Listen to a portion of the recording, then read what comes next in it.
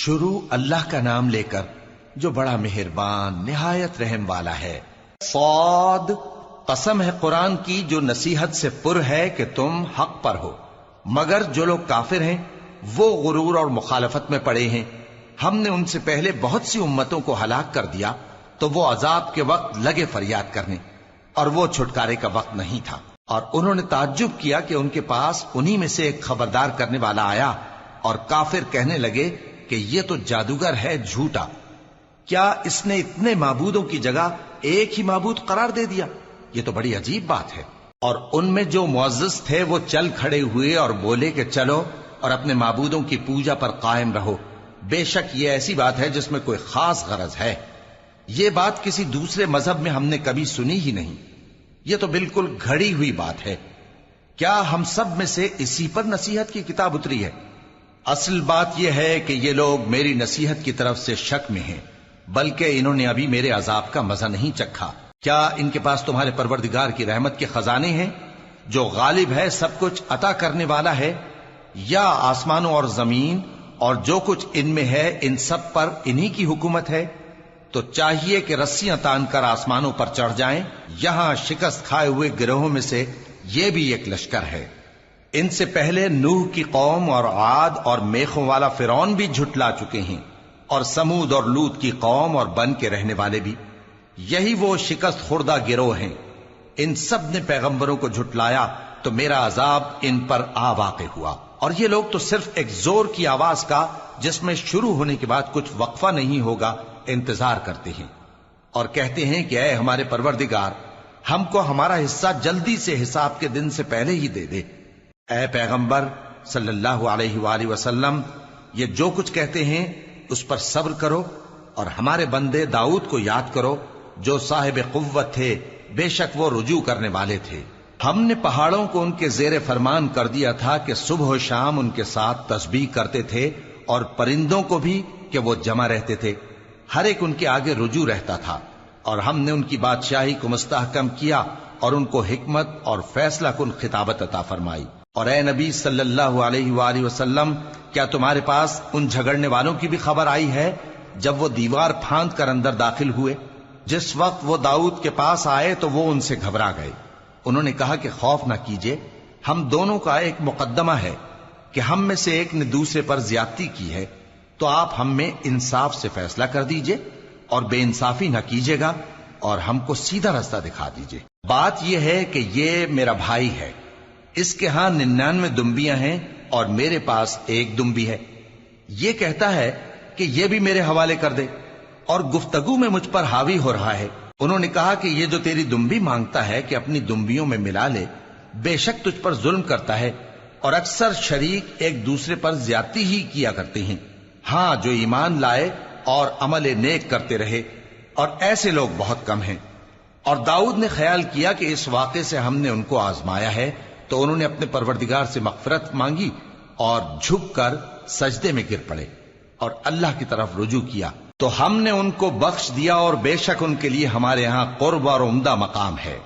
اے داؤد، ہم نے تم کو زمین میں خلیفہ بنایا ہے، تو لوگوں میں انصاف کے فیصلے کیا کرو، اور خواہش کی پیروی نہ کرنا کہ وہ تمہیں اللہ کے رستے سے بھٹکا دے گی۔ جو لوگ اللہ کے رستے سے بھٹکتے ہیں ان کے لیے سخت عذاب ہے، اس لیے کہ انہوں نے حساب کے دن کو بھلا دیا۔ اور ہم نے آسمان اور زمین کو اور جو کائنات ان میں ہے اس کو بے مقصد نہیں پیدا کیا، یہ ان کا گمان ہے جو کافر ہیں، سو کافروں کے لیے دوزخ کا عذاب ہے۔ جو لوگ ایمان لائے اور عمل نیک کرتے رہے، کیا ان کو ہم ان کی طرح کر دیں گے جو ملک میں فساد کرتے ہیں، یا پرہیزگاروں کو بدکاروں کی طرح کر دیں گے؟ یہ کتاب جو ہم نے تم پر نازل کی ہے بابرکت ہے، تاکہ لوگ اس کی آیتوں میں غور کریں اور تاکہ اہل عقل نصیحت حاصل کریں۔ اور ہم نے داؤد کو سلیمان عطا کیے، بہت خوب بندے تھے، اور وہ اللہ کی طرف بہت رجوع کرنے والے تھے۔ جب ان کے سامنے شام کو اصیل گھوڑے پیش کیے گئے تو کہنے لگے کہ میں نے اپنے پروردگار کی یاد سے غافل ہو کر مال کی محبت اختیار کی، یہاں تک کہ آفتاب پردے میں چھپ گیا۔ بولے کہ ان کو میرے پاس واپس لاؤ۔ پھر ان کی ٹانگوں اور گردنوں پر ہاتھ پھیرنے لگے، اور ہم نے سلیمان کی آزمائش کی اور ان کے تخت پر ایک دھڑ سا ڈال دیا۔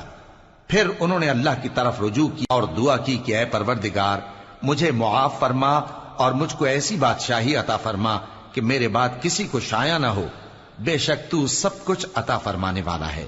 پھر ہم نے ہوا کو ان کے زیر فرمان کر دیا کہ جہاں وہ پہنچنا چاہتے ان کے حکم سے نرم نرم چلنے لگتی، اور جنوں کو بھی ان کے زیر فرمان کیا۔ یہ سب عمارتیں بنانے والے اور غوطہ مارنے والے تھے، اور کچھ دوسروں کو بھی جو زنجیروں میں جکڑے ہوئے تھے۔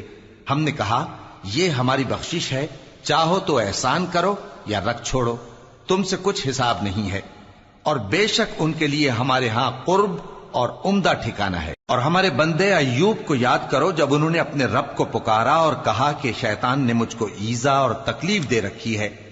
ہم نے کہا کہ زمین پر لات مارو، دیکھو یہ چشمہ نکل آیا، نہانے کو ٹھنڈا پانی اور پینے کو بھی، اور ہم نے ان کو اہل و عیال اور ان کے ساتھ اتنے ہی اور بخشے۔ یہ ہماری طرف سے رحمت اور عقل والوں کے لیے نصیحت تھی۔ اور ہم نے کہا اپنے ہاتھ میں تنکوں کا ایک مٹھا لو، پھر اس سے مار لو اور قسم نہ توڑو، بے شک ہم نے ان کو ثابت قدم پایا، بہت خوب بندے تھے، بے شک وہ بہت رجوع کرنے والے تھے۔ اور ہمارے بندوں ابراہیم اور اسحاق اور یعقوب کو یاد کرو جو قوت والے اور صاحب نظر تھے۔ ہم نے ان کو ایک صفت خاص آخرت کے گھر کی یاد سے ممتاز کیا تھا، اور وہ ہمارے نزدیک منتخب اور خوبی والوں میں سے تھے۔ اور اسماعیل اور الیسع اور ذوالکفل کو یاد کرو، اور یہ سب بھی خوبی والوں میں سے تھے۔ یہ نصیحت ہے اور پرہیزگاروں کے لیے تو عمدہ ٹھکانہ ہے، ہمیشہ رہنے کے باغ جن کے دروازے ان کے لیے کھلے ہوں گے، ان میں تکیے لگائے بیٹھے ہوں گے، اور کھانے پینے کے لیے بہت سے میوے اور مشروبات منگاتے رہیں گے، اور ان کے پاس نیچی نگاہ رکھنے والی اور ہم عمر حوریں ہوں گی۔ یہ وہ چیزیں ہیں جن کا حساب کے دن کے لیے تم سے وعدہ کیا جاتا تھا، یہ ہمارا رزق ہے جو کبھی ختم نہیں ہوگا۔ یہ نعمتیں تو فرمانبرداروں کے لیے ہیں، اور سرکشوں کے لیے برا ٹھکانہ ہے، یعنی دوزخ جس میں وہ داخل ہوں گے، اور وہ بری آرام گاہ ہے۔ یہ کھولتا ہوا گرم پانی اور پیپ ہے، اب اس کے مزے چکھیں، اور اسی طرح کے اور بہت سے عذاب ہوں گے۔ یہ ایک فوج ہے جو تمہارے ساتھ گھستی چلی آ رہی ہے، ان کو خوشامدید نہ کہا جائے۔ یہ دوزخ میں جانے والے ہیں، کہیں گے بلکہ تمہیں کو خوشامدید نہ کہا جائے، تمہیں تو یہ بلا ہمارے سامنے لائے ہو، سو یہ برا ٹھکانہ ہے۔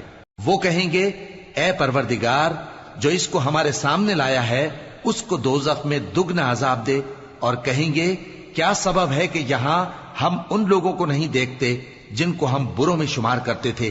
کیا ہم نے ان سے ٹھٹھا کیا ہے یا ہماری آنکھیں ان کی طرف سے پھر گئی ہیں؟ بے شک یہ اہل دوزخ کا جھگڑنا برحق ہے۔ کہہ دو کہ میں تو صرف خبردار کرنے والا ہوں، اور اللہ اکیلے اور غالب کے سوا کوئی معبود نہیں۔ جو آسمانوں اور زمین اور جو مخلوق ان میں ہے سب کا مالک ہے، غالب ہے، بخشنے والا۔ کہہ دو کہ یہ ایک بڑی ہولناک چیز کی خبر ہے جس کو تم دھیان میں نہیں لاتے۔ مجھ کو اوپر کی مجلس والوں کا جب وہ جھگڑتے تھے کچھ بھی علم نہ تھا، میری طرف تو یہی وحی کی جاتی ہے کہ میں کھلم کھلا خبردار کرنے والا ہوں۔ جب تمہارے پروردگار نے فرشتوں سے کہا کہ میں مٹی سے انسان بنانے والا ہوں، جب میں اس کو درست کر لوں اور اس میں اپنی روح پھونک دوں تو اس کے آگے سجدے میں گر پڑنا۔ سو تمام فرشتوں نے سجدہ کیا مگر ابلیس کہ وہ اکڑ بیٹھا اور کافروں میں ہو گیا۔ اللہ نے فرمایا کہ اے ابلیس، جس شخص کو میں نے اپنے ہاتھوں سے بنایا اس کے آگے سجدہ کرنے سے تجھے کس چیز نے منع کیا؟ کیا تو غرور میں آ گیا یا اونچے درجے والوں میں تھا؟ بولا کہ میں اس سے بہتر ہوں کہ تو نے مجھ کو آگ سے پیدا کیا اور اسے مٹی سے بنایا۔ فرمایا بس یہاں سے نکل جا، تو مردود ہے اور تجھ پر قیامت کے دن تک میری لعنت پڑتی رہے گی۔ کہنے لگا کہ میرے پروردگار اچھا تو مجھے اس روز تک کہ لوگ اٹھائے جائیں مہلت دے۔ فرمایا کہ تجھ کو مہلت دی جاتی ہے اس روز تک جس کا وقت مقرر ہے۔ کہنے لگا کہ مجھے تیری عزت کی قسم میں ان سب کو بہکاتا رہوں گا سوائے ان کے جو تیرے چنے ہوئے بندے ہیں۔ فرمایا ٹھیک ہے، اور میں ٹھیک ہی کہتا ہوں کہ میں تجھ سے اور جو ان میں سے تیری پیروی کریں گے سب سے جہنم کو بھر دوں گا۔ اے پیغمبر کہہ دو کہ میں تم سے اس کا صلہ نہیں مانگتا اور نہ میں بناوٹ کرنے والوں میں ہوں۔ یہ قرآن تو اہل عالم کے لیے نصیحت ہے، اور تم کو اس کا حال कुछ वक्त के बाद मालूम हो जाएगा।